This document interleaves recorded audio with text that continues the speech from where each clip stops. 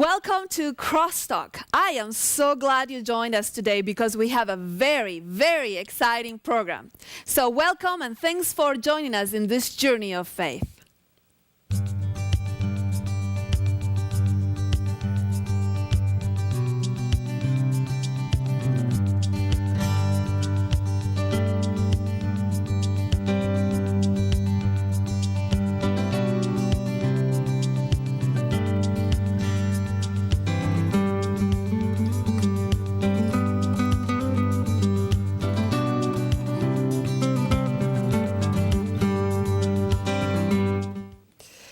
We have been talking throughout this last weeks about the many topics from Genesis to Revelation that are there just to point us to the cross. We always talk about the cross in this program because actually Christ is the main theme of the whole Bible from Genesis to Revelation.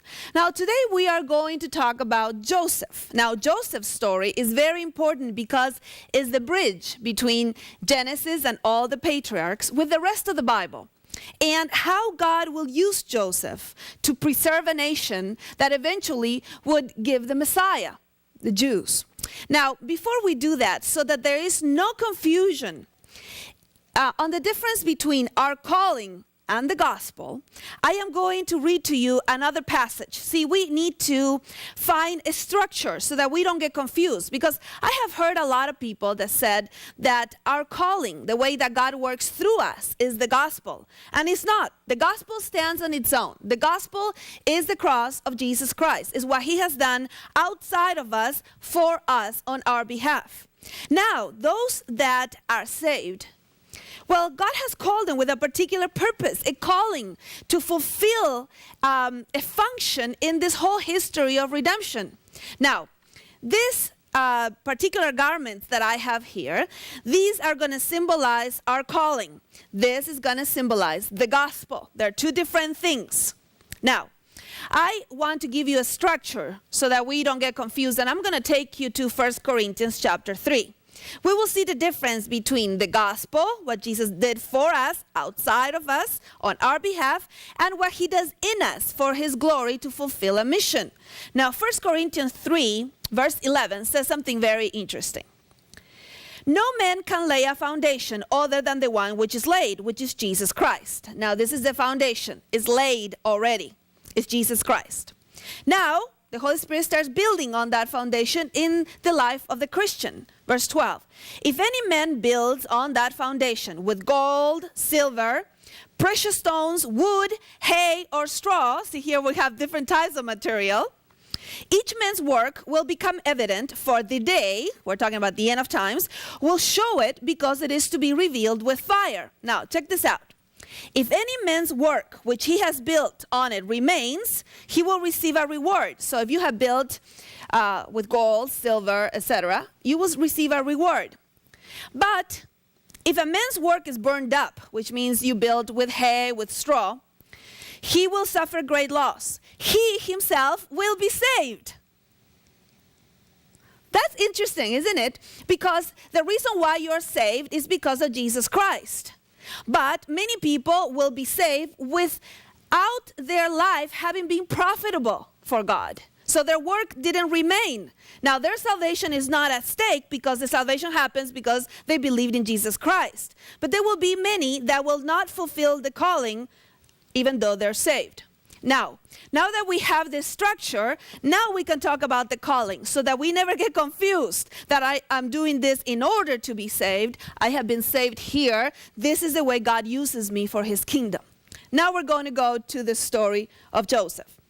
Now the story of Joseph is the most dramatic story that we have in all of the Pentateuch. The Pentateuch is the first 5 books of the Bible, and it has been crafted in a way that it gives us great insight on how God will guide Joseph through many different things. And don't forget, it's the bridge between Genesis and the patriarchs, and Exodus and Israel and the rest of the Bible. Now, you will love this. All of you know that he wears a multicolored robe at the beginning. But you see, the author of the story of Joseph has a robe for each stage of his life. Usually we don't talk about these two robes that much, but the robes symbolize the jobs and the different functions that Joseph has, and how the people see him with these robes on. But at the same time, each robe is accompanied by two dreams, because robes are the ways that men see Joseph. The dreams are the way that God is guiding Joseph. It's a fantastic story. Don't forget, a robe and two dreams, a robe and two dreams, and a robe and two dreams. So hopefully you are now ready to see how God uses us in his calling for us to have a part in spreading the gospel, in this case in Joseph preserving the nation of Israel. So let's start on chapter 37 of Genesis. What a fantastic story. And I know you know the story very well, but I tell you, today we're going to learn a lot. So as always, get your paper, get your pen, and let's start taking notes. What do you say? All right. Now I'm going to wear the first robe. Everybody knows this robe. This is the robe, the multicolored robe that we know about. Chapter 37 says on verse 3, Israel, Jacob, loved Joseph more than all his sons because he was the son of his old age. And he made him a varicolored tunic. Actually, the Hebrew says a richly ornamented tunic. We don't really know what it was. We just know that it was fantastic, but fantastically ornamented. Now, this was quite a dysfunctional. This is quite a dysfunctional robe because you see, he's a favorite of his father, and his brothers can't even talk to him in friendly terms. Verse 4, his brothers saw that their father loved him more than all his brothers, and so they hated him and could not speak to him on friendly terms. So this is the way that people see Joseph. He has this varicolored, richly ornamented robe, and in the midst of this dysfunctionality, you thought that because your family was dysfunctional, God couldn't use you. Well, I have news for you. God uses all of us, and actually there's quite a bit of dysfunction in families in the Bible. So here we have the two dreams. It's time for God to start steering Joseph to where he's going to be. Now he's wearing this robe, and he gets two dreams. And you know the dreams. He starts dreaming that all these sheaves are actually bowing to him. But see, God hasn't yet given him the gift of interpreting dreams. So he cannot understand what that means. As a matter of fact, it seems like everybody else in his family has the gift of interpreting dreams because they ask him, what, are you going to rule over us? Really? Now, Joseph doesn't know what the dreams mean, but God has already put inside of him at the very beginning of his calling this desire or this glimpse or this idea. I'm sure you had those when you were a youth. You know, you remember something that you were getting from God, but you didn't fully understand what it was. Well, it's very interesting because Joseph will go to see his brothers. Now, he will go to see his brothers, and something very interesting is going to happen. He will go, verse 12, then his brothers went to the pasture, to pasture their father's flock in Shechem. Now, Shechem is a little place close to Sychar and close to Dothan. Now, this whole area where Joseph will be sold is really interesting because this whole area where he will be sold is actually the area that will be given to him as his own inheritance later on. So this very area, the geographical area where Joseph will be sold, is eventually the land that he will actually own. Many times our lives are like that. They come full circle, and then we understand that we were in the right place, but it didn't feel like it at the very beginning.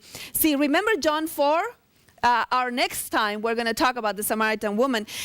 John 4, where Samaritan woman episode happens, it actually happens by the well that Jacob gave to his father Joseph, because this was a little village of Sychar right next to Shechem, where Dothan was a few miles away. So this whole area, interesting, isn't it, that at the end of his life, Joseph will own the very land where they now sell him. Well, you know what happened. They take his garment away from him. And they do something very interesting with this garment. We are told in verse 31, they took Joseph's tunic and slaughtered a male goat and dipped the tunic in blood. And they came to Joseph with this garment that Joseph now is no longer wearing because he's going to go to the next stage in his calling. And now the deceiver, Jacob, is deceived by his own children, because the currency that you actually use at home is the currency that your children will use with you later on. So here we have him coming to Egypt. Now, this would be a very, very sad chapter if we didn't get a glimpse that he's closer to his dream than he's ever been, but he doesn't know that. Chapter 37, verse 36. Meanwhile, the Midianites sold him in Egypt to Potiphar.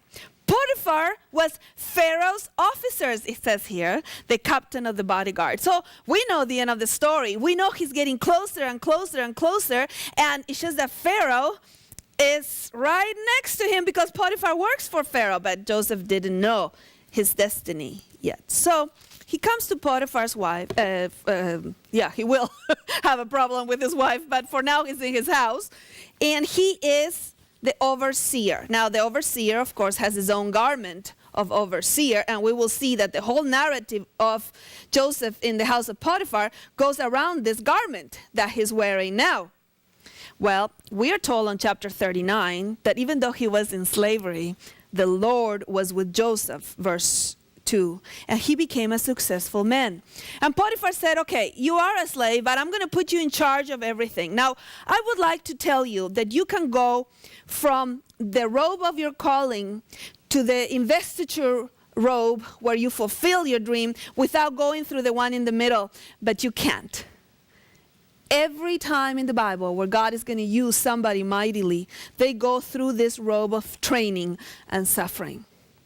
There is no shortcuts on this. So here is Joseph. He's the overseer. Of course, we see the word overseer. It says on verse 4, Joseph found favor in his sight and became his personal servant, and he made him an overseer over his house, and all that he owned, and he put him in charge. We know that he will be the overseer of Egypt, but he didn't know that. It is in this state that you're getting your abilities that you will need later to fulfill actually what God has in mind. He will use this time to train you. And of course, Potiphar said, you can have everything except my wife. And the wife said, hello, I want to be included. That's exactly what happened. The wife said to Joseph, come lie with me, have sex with me. And Joseph said, no, I couldn't do this to Potiphar or to my God. See, in this time, your integrity is tested very much. It is in your suffering and your training that your integrity is also tested. Not only are you getting the abilities, but your emotional health and your spiritual health are being tested in some way to move you to the last part of your calling. Well, you know what happened. She caught him by his garment. Now, you think that by now Joseph doesn't want to wear any more garments because every time he has one, somebody takes them from him. She takes him by the garment, and the whole narrative that follows is the garment. Verse 12, she caught him by his garment, saying, lie with me. And he left his garment, and the garment became Exhibit A.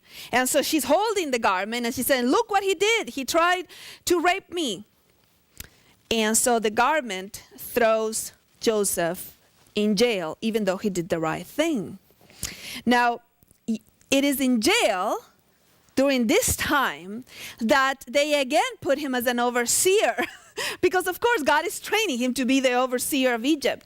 But it is during this time of suffering and training that actually God gives him a spiritual gift as well. He anoints him with a gift, and now Joseph will be given the gift to interpret dreams.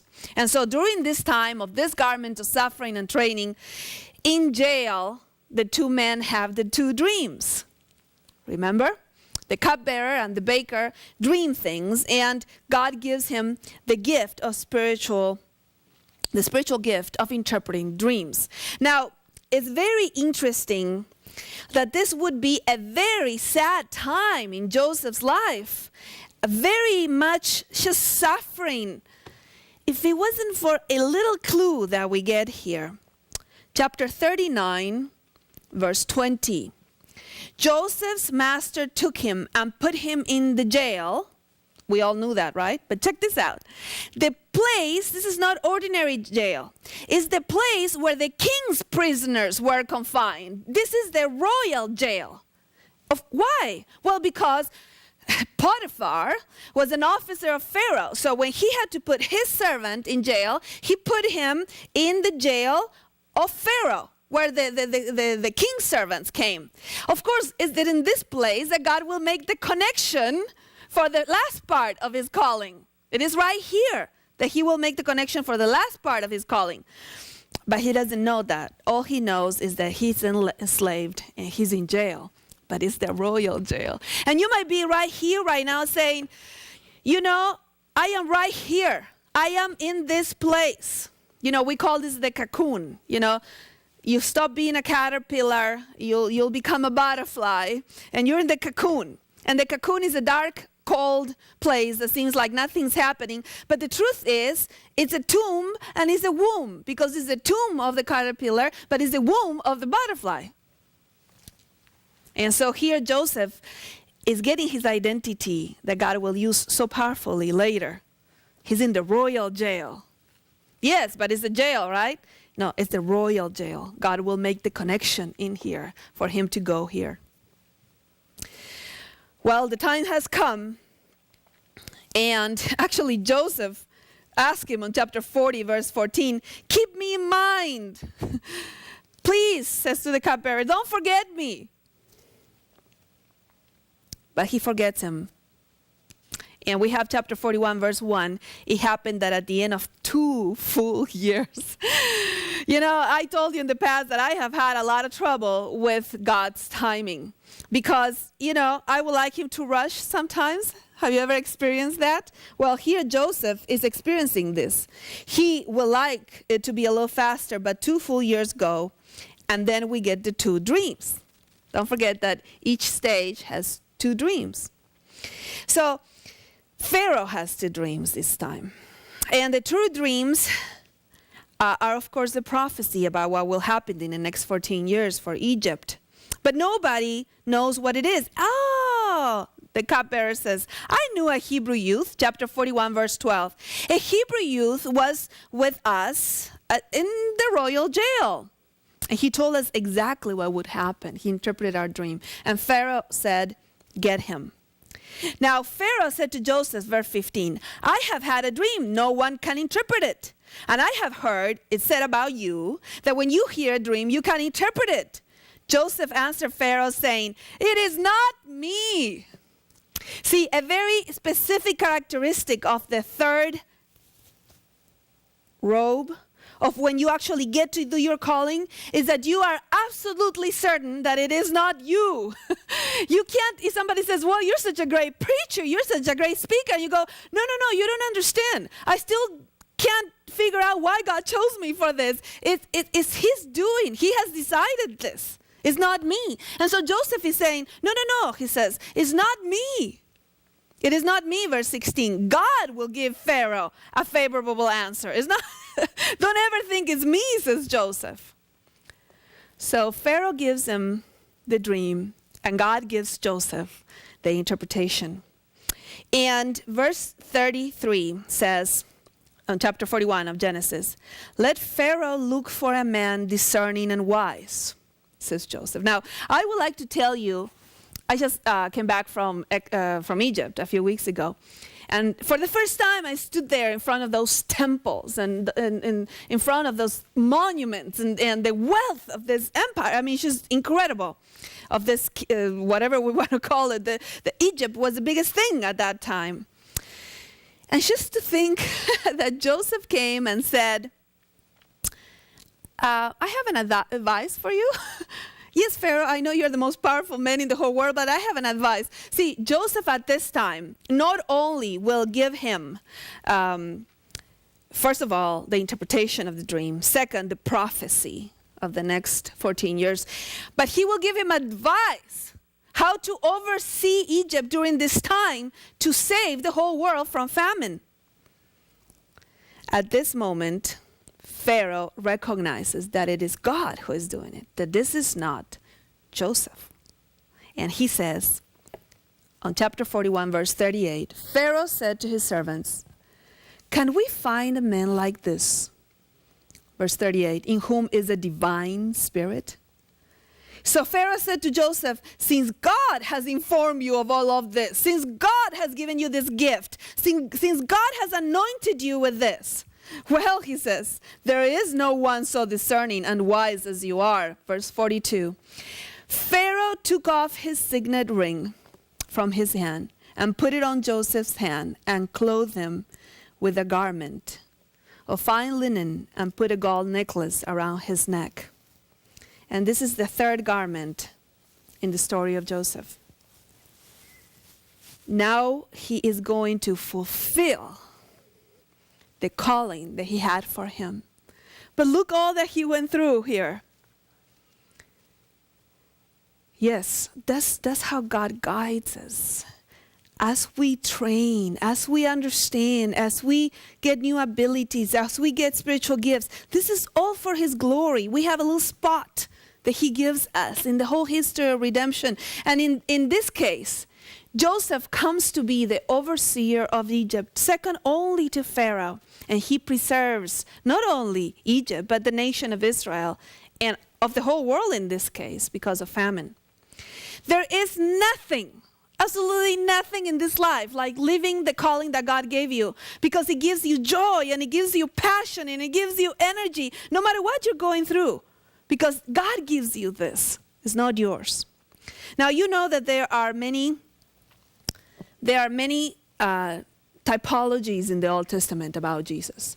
There are many things that talk about people that eventually will be symbols of Jesus Christ. Well, Joseph is a very powerful typology of Jesus. First of all, it is in the story of Joseph that for the first time we will see the word remnant in our Bibles. Because Joseph will explain to his brothers that actually God was preserving a remnant through him, and that God actually sent him there to do that. And chapter 45 of Genesis, when he's talking to his brothers, on verse 7, he says, "God sent me before you to preserve for you a remnant in this earth." This is, in our English Bibles, the first time we actually find the word remnant. See, Joseph realizes that it is not him, that God had a plan all along. Well, the story of Jesus is told also in garments in the Gospels. You know, the swaddling clothes of the humble manger, the robe of his training and suffering as he is at the cross, and they robe him with this symbolic robe of king, and they spit on him and they hit him. But perhaps the most amazing robe that we have of Jesus is the one that he's going to be wearing in the second coming. Did you know that we are told what he's going to be wearing in the second coming? Because the garments are very important in the Bible. They symbolize great things. Chapter 19 of Revelation has the second coming of Jesus, starting on verse 11. "And I saw heaven open, and behold, a white horse. And he who sat on it is called Faithful and True. And in righteousness he judges and wages war. His eyes are a flame of fire, and on his head are many diadems." And look what he's wearing, verse 13. Chapter 19 of Revelation, verse 13.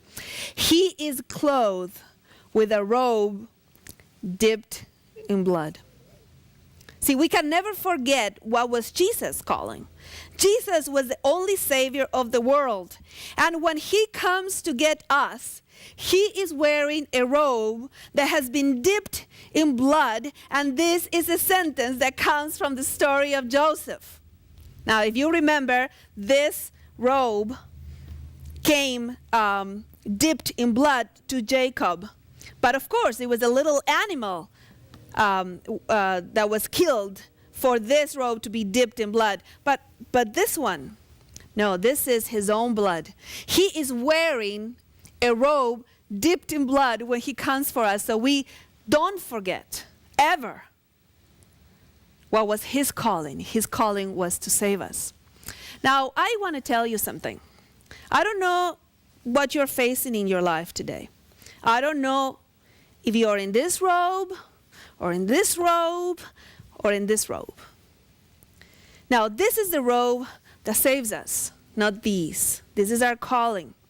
But I want to encourage you, no matter where you are, to take heart knowing that the robe of righteousness of Christ covers you. Whether you're just starting in your calling and you don't fully understand what it is, or whether you are in your robe of suffering at this time, or whether you are just having the great pleasure and privilege of living fully in your calling at this time. No matter where you are, the assurance of your salvation comes from His robe of righteousness. It is with this robe that all the topics that we've been talking about so far are symbolized. Because see, here, the Passover lamb covers you. And it is in this robe that God sees you through the perfect righteousness of His Son, not yours. It is this robe that saves you. So that no matter where you are, whether it is at the beginning, or where it is in suffering, or whether it is in your full calling, you're assured of your salvation. You never lose this. You see, because that was His calling to save you. Very soon, He's going to come for us. He's going to be wearing a robe dipped in blood. Yes, His own blood, to remind us what He did for us and how He fulfilled His calling of being the Savior of the world. Now you, in this assurance, covered by His righteousness, now go live for His glory. Not because you're afraid or because you're trying to earn your salvation through all of this. No, this is done. But because you have been set free and because you understand you're saved, now live fully for His glory. Now go do what He has put in your heart to do. Go do the abilities that He gave you to do. See, to save the world, that was His calling. Now, in the assurance of your salvation, go and do your calling and have your place in the history of redemption of the world. Well, this is CrossTalk, where we talk about Christ and Him crucified. We'll see you next time. God bless you.